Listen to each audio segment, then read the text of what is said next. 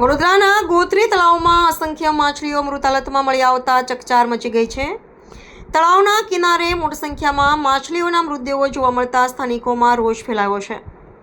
આ ઘટનાને લઈને વડોદરાના વહીવટીતંત્રની કામગીરી સામે અનેક સવાલો ઊભા થયા છે. સ્થાનિકોનો આક્ષેપ છે કે વિસ્તારના કોર્પોરેટર છેલ્લા 3 ટર્મથી ચૂંટાઈ રહ્યા હોવા છતાં તળાવની જાળવણી અને સ્વચ્છતા અંગે પૂરતું ધ્યાન આપવામાં આવ્યું નથી. ગોત્રી વિસ્તારમાં આવેલ તળાવ આજે મૃત માછલીઓથી છવાયેલું જોવા મળ્યું હતું. તળાવના વિવિધ ભાગોમાં મોટી સંખ્યામાં માછલીઓ પાણીની સપાટી પર મૃત હાલતમાં તરતી જોવા મળી હતી. સ્થાનિકોના જણાવ્યા અનુસાર છેલ્લા કેટલાક સમયથી તળાવની સફાઈ, પાણીની ગુણવત્તા અને જળચર જીવનના સંરક્ષણ અંગે કોઈ અસરકારક કામગીરી કરવામાં આવી નથી. માછલીઓના અચાનક મોતથી પર્યાવરણને લઈને પણ ચિંતા વ્યક્ત કરવામાં આવી રહી છે.